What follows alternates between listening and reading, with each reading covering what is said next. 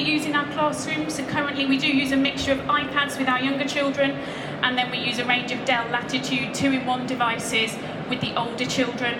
They're touch screen, they're tough, they're flexible, and they're really, really easy to use. We encourage our children, wherever possible, that they digitally ink so that they don't use that handwriting skill. Lots of challenge for us around children not doing enough handwriting if they use a device, children typing instead of handwriting, so wherever possible we would digitally ink.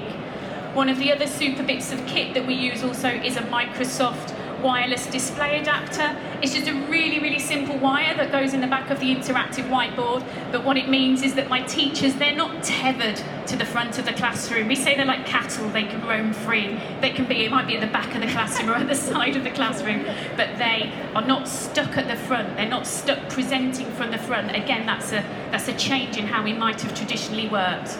We're really quick to realise as well, particularly with our older children, if we were going to really impact on outcomes, that we would need to use the devices on a 1-to-1 ratio. Our thinking around that is we wouldn't ask a child to share a traditional exercise book, then why would we ask them to share a device? So currently our children, they work on a 1-to-1 ratio. They have their own device that they use all of the time. They don't currently take it home with them at night, but that for us will be the next step, allowing them to have access to it for their learning whenever they might want that. We use obviously Office 365 as our platform, but we access that by something called airhead.io, which is a really, really simple sign-on system. It means a child can sign on from any device. So we play a bit of a game sometimes with our children. What's the most exciting thing you can sign on? They can get in on an Xbox, they can get in from a PlayStation, from a telly, from a smartphone, from a mobile device. So even if they don't have a laptop, they can still access their lessons from home. The Airhead makes it really, really easy, so it's like little customable tiles that children create launch pads of all the key things that they need to use in their lessons. From the photograph, it's probably hard to see, but our youngest children, they access our system through the use of a simple QR code that's printed from our MIS system. When people say younger children can't get onto devices, it's simply not true. A quick scan of a QR code and they're into the system. It's saving them then having to type any lengthy passwords or usernames that for 4-year-olds just wouldn't be suitable. We really embrace this model. It's the Samir model, which Kayley, when she talks a little bit in a moment about her use of OneNote, for us as a school, something with this model really clicked for us in terms of we're not trying to use the technology as a substitute. Certainly there's not any tech, but we're looking for where we can redefine tasks and do things that make an impact that we just wouldn't have had the capability to use before. So we're not talking about simply, for example, paper-based tasks becoming done on a computer. We're looking for opportunities where that tech can be truly transformational that wouldn't have been able to do those things in the past. So for us, the main core thing that's really helped us to improve outcomes at the top end of our school, up in Key Stage 2, is the use of the wonderful OneNote. And Kayley has really, really developed that in the past year for us. And currently all of our children in our upper Key Stage 2 classes, so our Year 4s, our Year 5s and our Year 6s, for the last year, they've not worked in paper-based books. They use the OneNote as the digital exercise book all of the time. For those of you not familiar with the OneNote, think of it like a filing system. There's a content library where teachers create lessons. There's a collaboration space where children can interact really seamlessly and easily just on one shared piece of work. And then there are obviously separate lessons, so we divide that up for our children. What would have transferred as exercise books looks exactly the same.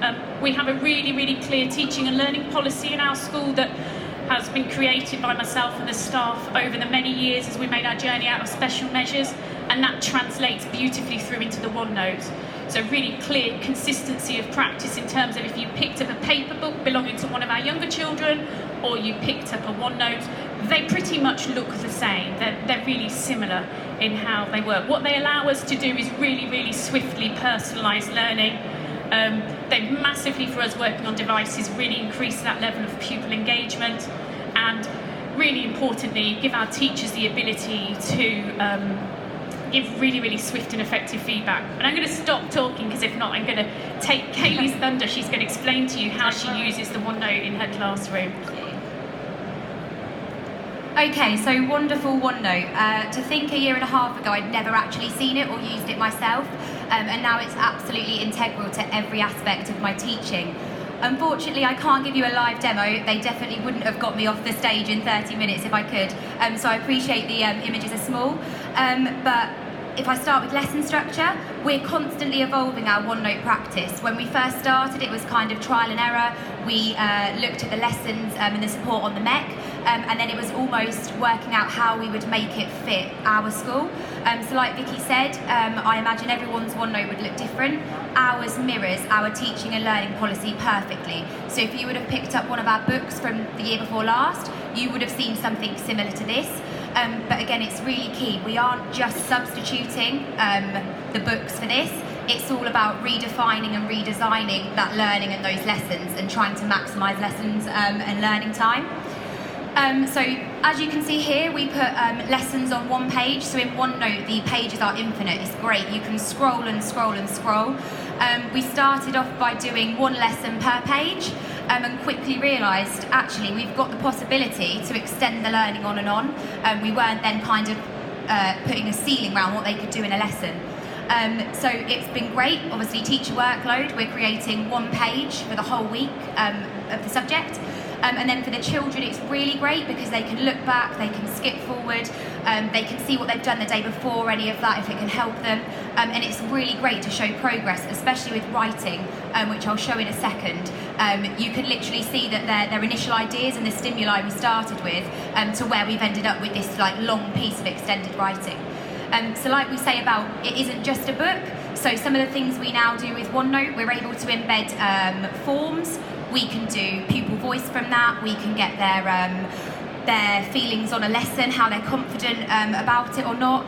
We can put quizzes in. We can put end of unit assessments in that are marked for us, which again saves teacher time. Videos, flip grids, QR codes, Teams, it's all in there, all embedded. Right, what have we got next? Okay, so Vicki did mention earlier handwriting, and whenever I do anything to do with OneNote, the first question I get is, but what about their handwriting? Which I appreciate is obviously a key skill, especially for Year 6 children that have to have moderated writing that is handwritten. You can see handwriting lessons we now do on the OneNote, and their writing is exactly the same as if they write in a book. The devices lay flat on the table, they ink, digitally ink, holding the pen how they would hold a normal pen. But the best bit about it is you can delete the handwriting lines after they've done it, so it's ready for display. So you can delete the lines and it just looks perfect. You can also see teacher modelling. So we tried really to make a conscious effort that if we wanted the children to digitally ink more, that we needed to as well. So I stopped typing feedback and I started inking all the time, and now I'm so quick at it, it's just like normal marking. You can see here that this is my model. So the children have access to this all the time. So instead of doing this on a whiteboard and then you changing your whiteboard page and they can't see it, or doing it on paper and then only one can see it, they all have access to this all of the time. So it's really great for whether you're analysing something or you're in maths, they have that teacher model there to help them, which then again is great for independent learning. They don't need me in the room. If I'm not there, they can still access it and still see it all and obviously get on with their learning. Again, this is just like the writing, so we're starting from the plan to all of their editing. Really, really great for editing, for writing. Again, any Year 6 teachers in the room, the idea that they can literally copy and paste first draft, they're saving so much time from copying out. And talking about time saving, I think wholeheartedly as teachers at our school, we really appreciate the amount of time that OneNote saves us. Those time savings then being applied into more valuable tasks, more efficient feedback, more kind of personalised lessons for those children. So obviously OneNote's brilliant for the children, but workload is a real prevalent issue at the moment in teaching. It saves so much time. I can't even put into words. I'd hate to come up with a figure. The sorts of things, obviously, with teaching, you know your teacher-associated tasks, your planning, your marking, your feedback, that's fine. It's all of kind of the low-value tasks, the slicing, the sticking, the printing things out, resizing things. OneNote totally minimises, if not eradicates, those tasks. I now no longer spend an hour trying to get to the photocopier, trying to print it out, then there's no paper taking... I mean, I'm not getting as many steps in as I used to, but I'm saving a lot of time and obviously a lot of trees with the paper situation. So in terms of teacher work-life balance, I could tell you so many stories just of teachers in our school that now they're having all of this increased time that they can then apply to more valuable things, making sure their planning is brilliant, making sure their lessons are inclusive. Obviously, we don't have photocopying anymore, which is brilliant. And then obviously, the lead on from that is that children have access to any of this from home. So in terms of when they want homework, I would never print out a 30-page kind of work problem book to give out to children and then they lose it and then they want another one.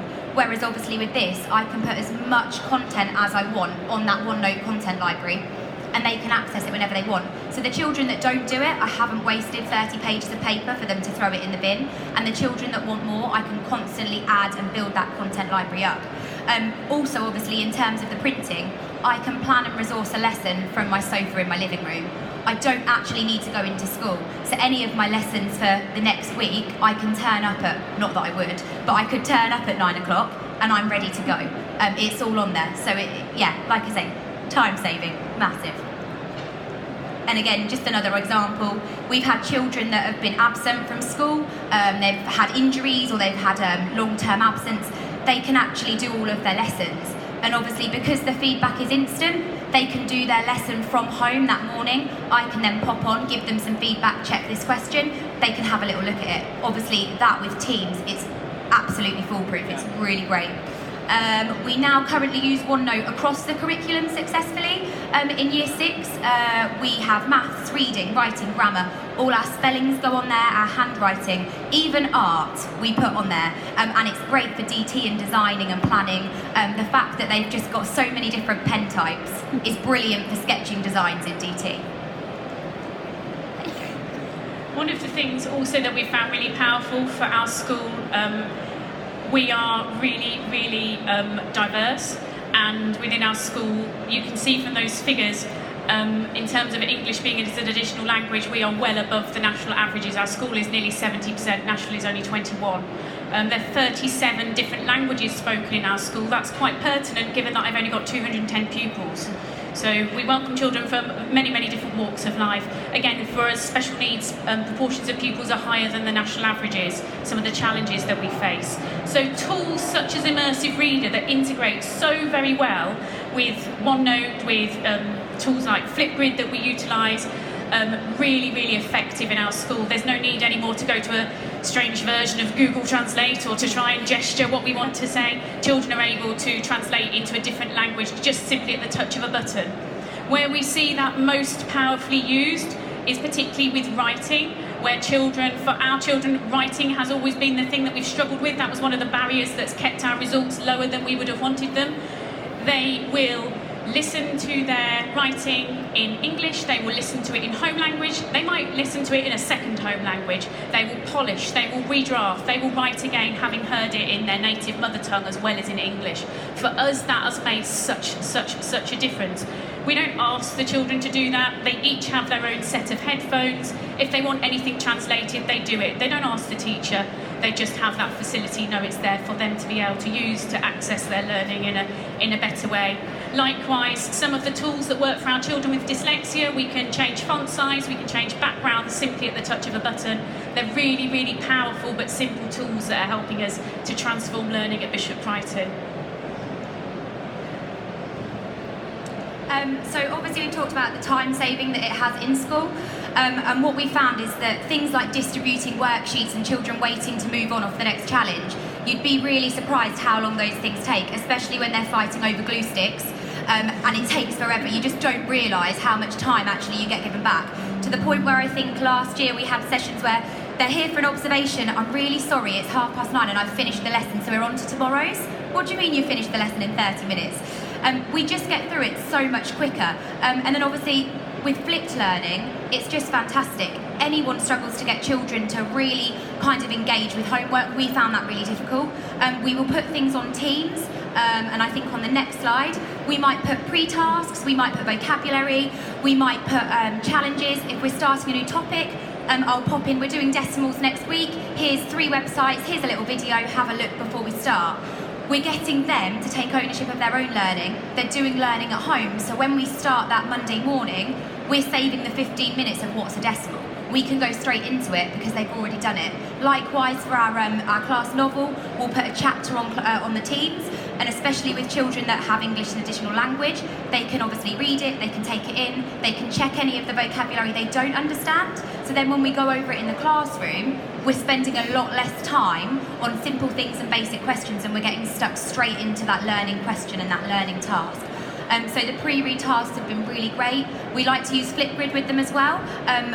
As Vicki says, writing can be quite a challenge, and my attitude is if they can't say it, they can't write it.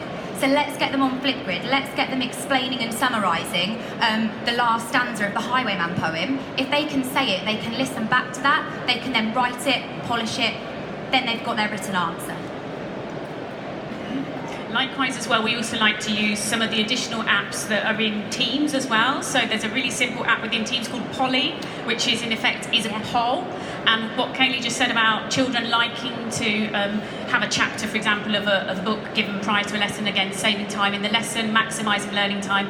We did a really simple poll with our Year 6s. You can't see it from there. You can pick it up on our Twitter feed if you want to do, but basically they told us 71% of our current Year 6 class said way prefer to have had the chapter given to them the night before so that they could have read it before the lesson. Just really simple things like that are really working for us. So this is obviously the thing that everybody, I'm sure, in the room is most interested in. Everybody started to listen to what we were doing with technology once it started to impact on outcomes. We were a good school. We are a good school. We're a jolly good school. However, obviously we still felt that horrible sense of failure when our results still didn't match what the Ofsted judgments for us said about our school. For 3 years, we battled with an average percentage of combined of 29%. For those of you that understand, the school system in the UK is around, we need to make sure that our children reach the expected standard for a Year 6 in reading, writing and mathematics to achieve that combined score. So for us to be achieving an average of 3 years of 29%, it's just not going to cut it. It just wasn't good enough, despite all the changes and the good things that were happening in our school, particularly in light of the national average being 59% over that 3-year period.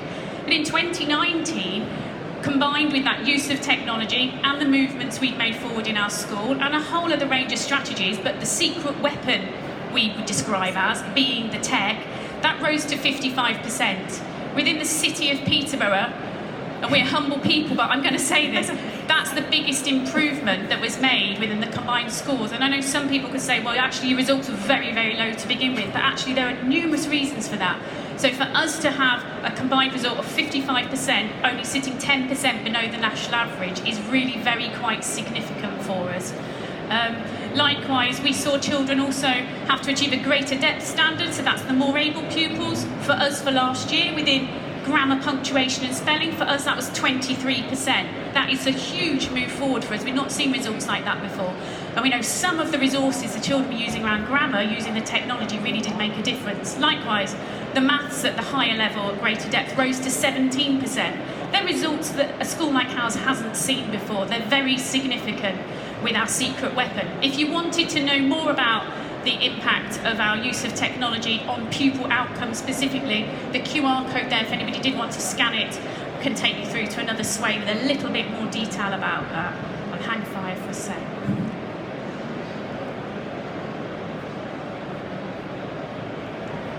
And then obviously, more importantly, we can talk about all of these things we do until we're blue in the face, but it's these little people that matter the most to us.